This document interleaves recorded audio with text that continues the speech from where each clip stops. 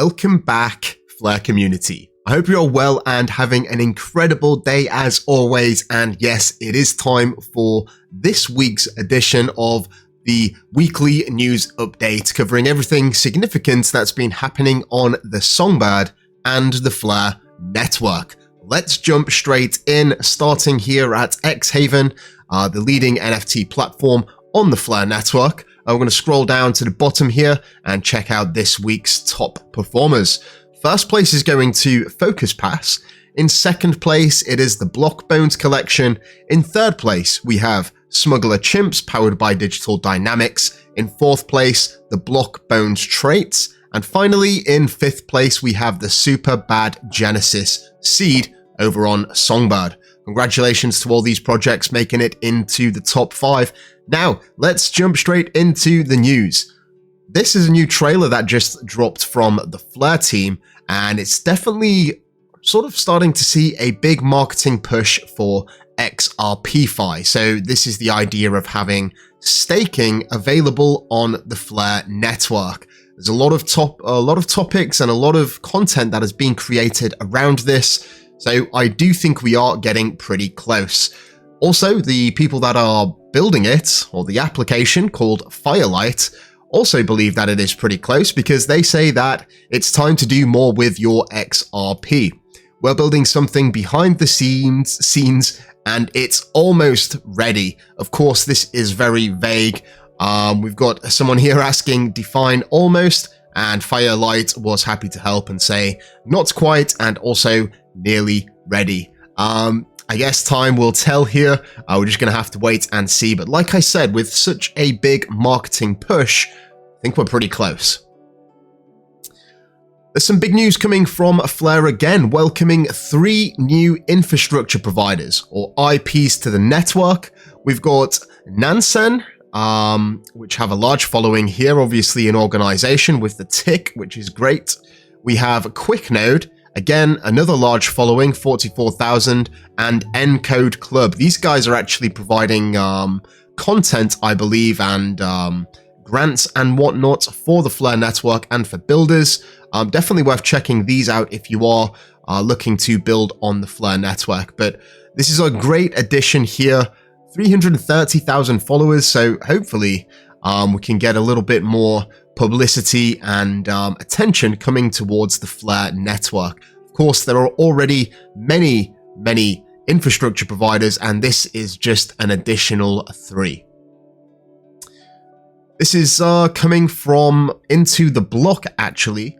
The Flare network's XRP restaking will come in the form of a Firelight, which we just mentioned, and it's actually built, or going to be built, or is being built by Into the Block. And they just released a article here on what restaking actually is and how it works. Of course, this is going to be a little bit different on the Flare network, but if you do want to get an idea of the technical details, it's definitely worth checking out this blog, or this article, should I say. So today is the 24th of April, and there are some changes to Delegation Rewards. Data providers will either step up or they will get left behind.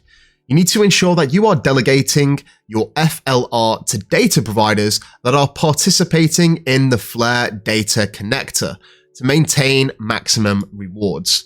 If we go down here, this is the link that you want to check.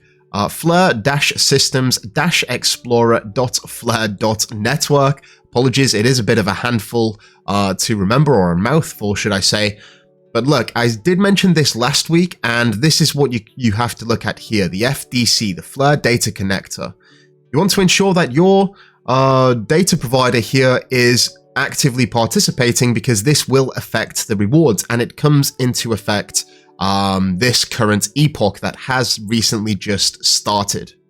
So definitely check this website and check that yours is on the list. You want the Holy Trinity here, all 3 of these confirmed. You can see that there are some here with the no. So definitely check it out and ensure that you are getting all of them sweet, juicy rewards. Moving along here, this is a question that I always get. It's always about when. Everyone has become very impatient with Flare, but we often forget to look back of what has already been achieved. Obviously, the network has launched. Let me just read this tweet here. It took a long time to gather a large set of data providers for the Fleur network, but that allowed the FTSO to be brought about in a decentralized manner. Now, it took a long time to refine the Fleur time series oracle, but now it is the best oracle in crypto. This is fast updates every single block, very cheap and very efficient and very decentralized in comparison to other oracles in the space.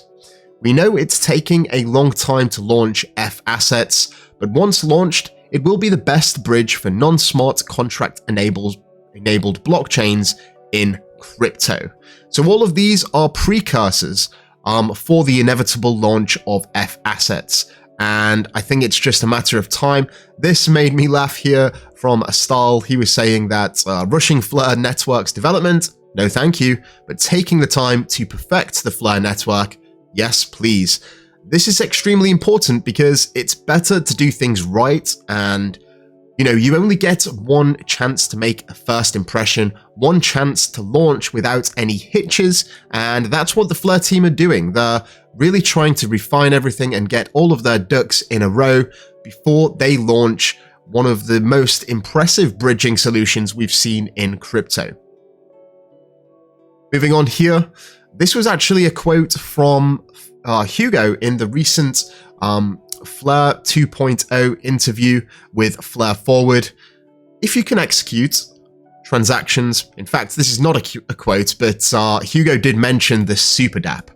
If you can execute transactions on a variety of networks without ever having to leave the Fleur network via a super dApp, will there even be a need for other crypto bridges? Well, that's Fleur's vision. This is going from Fleur 1.0 to Fleur 2.0. The leap between these will catch many by surprise, unable to see where this is all headed. Fortunately for you, hopefully you are a subscriber of the channel and keeping up to date with everything that's happening, so you are already one step ahead. I'm actually going to be working on a dedicated video to talk about Fleur 2.0, and this is going to be exclusive for Patreon members and YouTube members. So if you do want to catch this, it's probably going to be my best video in a long time. It's working in the works currently, and it should be out in the very near future. Be sure to check the descriptions or the link in the descriptions if you do want to join the Patreon group and also get access to the monthly airdrops and giveaways. Moving on, this is Bifrost Wallet. Bifrost Wallet is expanding XRP support, and we're doing it with no added fees. Coming up, FXRP support, also some integrations from some of the marketplaces and native XRP-L token tools, such as setting trust lines directly inside the Bifrost wallet. So it seems Bifrost are really preparing for the inevitable launch of F assets. We've got this from FXWallet, 2 new integrations, one of them being the Fleur network. This wallet has quite a small following actually, just 6,800, but regardless, it is great to see other applications integrating the Fleur network as it becomes more popular within the crypto space. And of course, the more eyes on the Fleur network, the more people can realize its true potential, which is coming with Fleur 2.0. Right, let's keep the ball moving. We've got this from RootScan, which was posted a couple of days ago.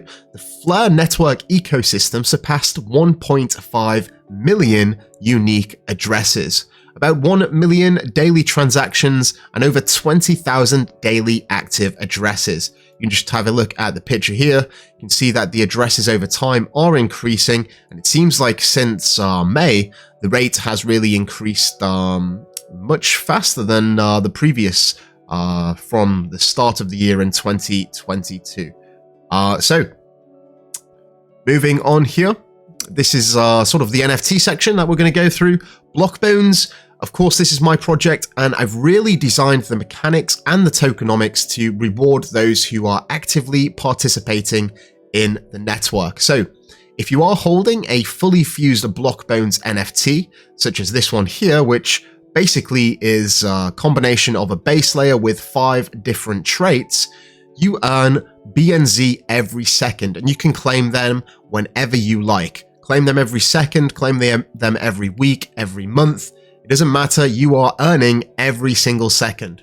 You also get the rarity-based rewards, which basically pays you depending on the rarity, and these rewards are increasing each and every time, every month, for the next 18 months, so at least 18 months. You can claim these in FLR, the BNZ asset, and also DYNMX, Digital Dynamics native asset. In addition to that, you get monthly DYNMX airdrops, and you also have, which I think a lot of people have forgotten about, access to the Fusion Fund, which currently holds, if I'm not mistaken, somewhere close to 2 million BNZ, which will be evenly distributed from all the between all of the fully fused NFTs once the earn claim goes live. I've really started a big push for a big promotion. This is the Big Bones burn. We've already burnt 1 million BNZ, which is about 1% of the supply, but millions more will be burnt. One of the ways that we're doing this is through the semi-special trait auctions, and that's what these look like. This is the Easter edition, and these are basically 5 traits in one with 75 out of 100 reward points. So if you got one of these semi-special traits, you fuse it, and then your NFT is fully fused and ready to collect some rewards. 90% of the proceeds are burnt, and these are sold exclusively in BNZ. So high deflationary pressures from these auctions. As I said before, I am cooking up something special for the Blockbones family, and I'm just finalizing some of the mechanics before implementation. In fact, all of the mechanics have been finalized, and I will be burning a lot of BNZ. You're going to have to keep your eyes out because we have other things up our sleeves, not just the semi-special auctions, which are already providing great deflationary pressure. Now, this was actually a post from Jon Snow, and this is talking about the VeryGuard NFT application that he's been building. He's really pleased with how it turned out. Easy peasy FTSO delegation for distributor contract balances. Sell NFTs, you collect the royalties and distribute them distribute the rewards to the NFT holders. Unsold NFTs simply build value until somebody buys them and redeems. So this is quite an innovation, and I made a post here talking about my personal experience about this. You know, we often see artists pour their heart and soul into the creative process to launch beautiful NFT collections. But artists are not software developers. They are artists. And on the flip side, software developers are not artists. So you can't expect an artistic piece to come from a software developer, just as you can't expect a sophisticated dApp to be built by an artist. It's two different skill sets. With tools like VeryGuard, artists can bring utility to their collection or their community without having to know how to write a single line of code. This opens up new opportunities for creatives looking to push the boundaries of what can be achieved with their work. Now, this empowering of artists was actually my motivation to build Digital Dynamics, which is basically unlocking instant utility while allowing the artists to do what they do best, and that is create beautiful artwork. Digital Dynamics offers instant utility through dynamic NFTs and also rewards similar to what we see with VeryGuard here. If you didn't already know, if you aren't holding a Yoru NFT, make sure you've got a base layer, make sure you've got some traits, because we will be unlocking Fusion very, very soon. This is your final warning. Keep your eyes peeled, or stay tuned and follow Digital Dynamics for more. Pico, Pixel Chain Games here, talking about the migration between 1.0 and 2.0, and you can get an idea of this just through this little trailer here, which I thought was pretty interesting. So it looks like they're going from 2D over to 3D. We're going to have to keep our eyes on this, and of course I will update you as and when news comes available. I actually did a poll a couple of days ago. It got 1,343 votes talking about what people will do with their FLR once the monthly flare drops end. When these flare drops end, of course, there won't be the monthly flare drops, which is a big increase in the circulating supply each month, and the network will slowly start reducing the inflation towards 0%. I asked people what they would do. Would they buy? Because no more flare drops means a reduction in the rate in circulating supply, and that's potentially less sell pressure. I asked if people will simply hold and compound, utilizing the delegation and staking and DeFi rewards, or would people choose to sell because the initial FLR distribution, the flare drops, have ended and they may not be satisfied with other rewards. Now, just on the back of this, these rewards here, and especially the DeFi rewards in the form of RFLR, are very generous. So, yeah, it seems like most people will just be holding. It's going to be interesting to see how it plays out. Of course, only time will tell. I'm not a prophet. I'm not psychic. And no one that I know is. So if anyone tells you they can predict the future, take it with a grain of salt, to say the least. Right, moving on. If you didn't know, trivia is coming. The Fleur team are having a little bit of a quiz over in their Discord, and that is tomorrow, I believe, at 12 p.m. ET time, or 4 p.m. UTC time, and it's hosted by the Fleur Forward team. Definitely worth checking out because I'm sure they will have some prizes as well. Don't hold me to that, but they usually do give prizes over on the Discord. So if you want to test your knowledge on the Fleur network, be sure to join in. This is arguably what excites me most about the Fleur network after listening to Fleur's 2.0 vision as described by Hugo Filion. So this is talking about chain abstraction. So the idea of removing the complexities of swapping chains and sort of hiding that from the user experience. But chain abstraction here, and what you would normally be doing is swapping, you would be bridging, you would be choosing which chain, all different gas fees associated with different chains. But what Fleur are working on is chain abstraction. And yeah, like I said, that video that is coming to the Patreon members and the YouTube members, I'm going to be talking all about this and breaking it down in detail. And yeah, you're just going to have to stay tuned for that video because it is going to be epic. Finally, this is just a bit of a piece, like something to just fester on a little bit, because we're obviously going through turbulent times in the market, lots of volatility, but for me, it's very easy to remain bullish on an asset that I've researched for many, many years since the launch of the Fleur network and even before the launch of the Songbird network, when you know what is coming. Hugo's told us what's coming. We know that there is a lot on the horizon, especially this quarter in the coming months. The only thing that's between us and the inevitable endgame is time. The question is, will you stay the course? If you know what's coming and you're understanding the technology, what this means for the crypto space, Fleur is, for me, a no-brainer choice, which is why I'm happily compounding rewards, delegation rewards, staking rewards, the Fleur drops, and of course, the reward Fleur by participating in DeFi applications. I think we're in the right place at the right time. I really do appreciate everyone here for subscribing and joining me on this journey.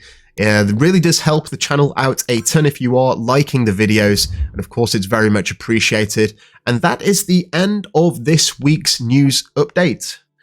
So with that in mind, again, I would like to thank you all so much for watching. I really do hope you have an incredible weekend ahead. And until next time, I'm out. Mission Control, we have liftoff.